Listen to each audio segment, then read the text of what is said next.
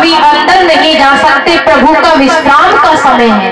और सप्तऋषि भगवान का अवतार है। 24 अवतारों में से सप्तऋषियों का एक अवतार बताया गया है। सप्तऋषियों को क्रोध आ गया और क्रोध में आकर के सप्तऋषियों ने कह दिया कि मूर्ख, भगवान के द्वारपाल होकर इतना सा भी ज्ञान नहीं है कि कोई संत अगर दर्शन करने को जा रहा है तो उसका इस प्रकार से मार्ग रोका नहीं करते। आपको थोड़ी बहुत शर्म नहीं आई? हम प्रभु का दर्शन करने के लिए वैकुंठ धाम में जा रहे हैं और आपने बीच में बाधा डाली, इसलिए हम तुम्हें श्राप देते हैं, जाओ निशाचर होए तुम कपटी पापी टोले, जाकर के महाखल हो जाओ, निशाचर हो जाओ, राक्षस योनि में प्रवेश कर जाओ। ये हमारा श्राप है। एक जन्म के लिए नहीं, 3 जन्म के लिए राक्षस योनि भुगतनी पड़ेगी। ये हमारा सप्तऋषियों का आपको श्राप है। जय और विजय को श्राप दिया सप्तऋषियों ने। और इतने में ही प्रभु का आगमन हो गया तो भगवान सप्तऋषियों को प्रणाम करते हैं, हाथ जोड़ करके प्रभु प्रणाम करता हूँ। सप्तऋषि कहते हैं, हे प्रभु, आपको भी हम प्रणाम करते हैं, पर आपके द्वारपालों ने हमारा अपमान किया, इसलिए हमने द्वारपालों को श्राप दे दिया। द्वारपाल रोने लगे और रोकर के कहते हैं, हरि, अब ये तो बताओ कि हमारा उद्धार कैसे होगा। तो भगवान कहते हैं कि तुम चिंता मत करो। भगवान बड़े भाव से कहते हैं, तो जब जब होए धर्म की हानि, जब जब होए धर्म की हानि,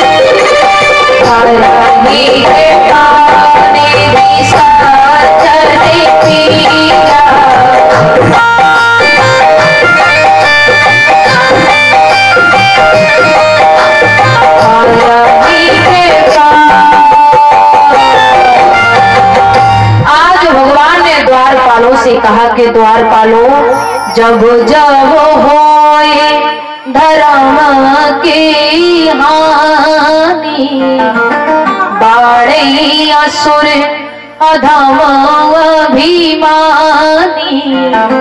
भगवान कहते हैं, जब जब पृथ्वी पर हास होता है, जब जब पृथ्वी पर पाप होता है, तब तब प्रभु धर विविध शरीरा, हरई कृपा निधि सज्जन पीरा। भगवान इस पृथ्वी पर अवतार लेकर आते हैं और अपने भक्तों को कष्ट से रहित करते हैं। आप चिंता मत करो, आप जाओ और जाकर के थोड़ी देर के लिए राक्षस योनि में प्रवेश हो जाओ और मैं आपको मारने के लिए इस पृथ्वी पर मनुष्य देह धारण करके एक बार फिर से इस पृथ्वी पर आपके लिए मुझे कोई भी भेष बनाना पड़े, मैं आपका उद्धार करने के लिए जरूर आऊंगा।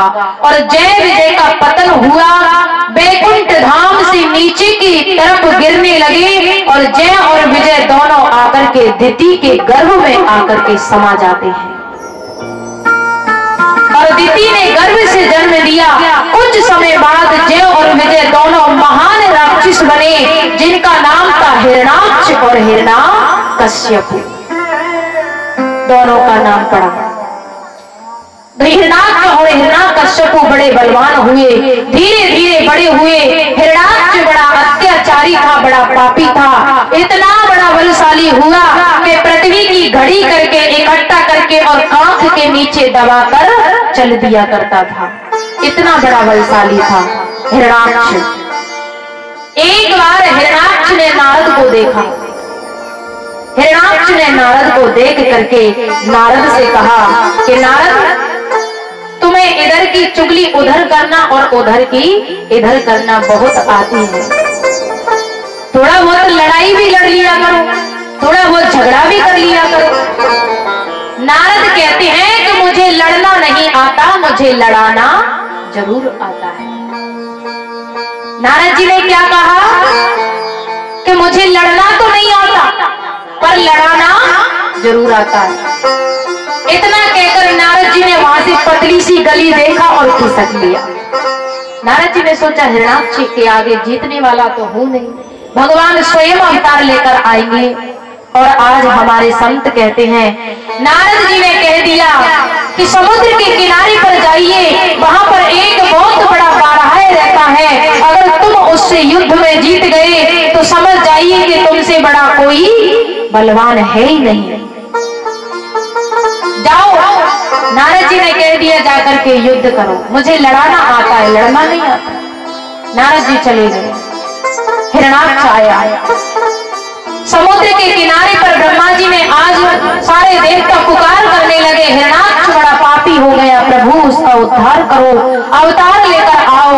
बैठे बैठे ब्रह्मा जी को जोर से छींक आई और नासिका से एक कण गिरा।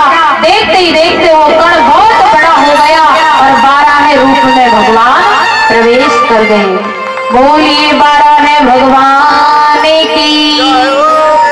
और 12 वेश भगवान ने धारण किया, बड़े बड़े दांत भगवान के, भयंकर सूहर जैसा भेष। और आज हिरण्याक्ष आकर के गंदगी में आकर के बैठ जाता है कि प्रभु कभी गंदगी में नहीं आते, तो भक्त के हित के लिए प्रभु को सूहर बनना पड़ा, 12 बनना पड़ा। और भगवान जाकर के उस गंदगी में प्रवेश कर जाते हैं और प्रभु को क्रोध आता है। भगवान को क्रोध आया और जाकर के अपनी मुख के सूंड के नीचे हिरण्याक्ष को दबाया और चारों तरफ घुमाया और पृथ्वी पर पछीटा, तो उसके प्राणों का अंत हो गया। बोलिए भक्तवत्सल भगवान की। भगवान ने हिरण्याक्ष का वध किया, हिरण्याक्ष का भगवान ने उद्धार किया। और हमारे संत कहते हैं कि सुखदेव जी कहते हैं, राजन परीक्षित, जब जब पृथ्वी पर पाप होता है स्वयं प्रभु अवतार लेकर के इस पृथ्वी पर आते हैं। आइए, मैं अपनी कथा को इसी जगह विश्राम देती हूँ। अब दीदी माँ आपको कथा श्रवण कराएंगे। सभी बड़े भाव से जयकारा लगाते हुए भक्त वत्सल भगवान की, हनुमान जी महाराज की।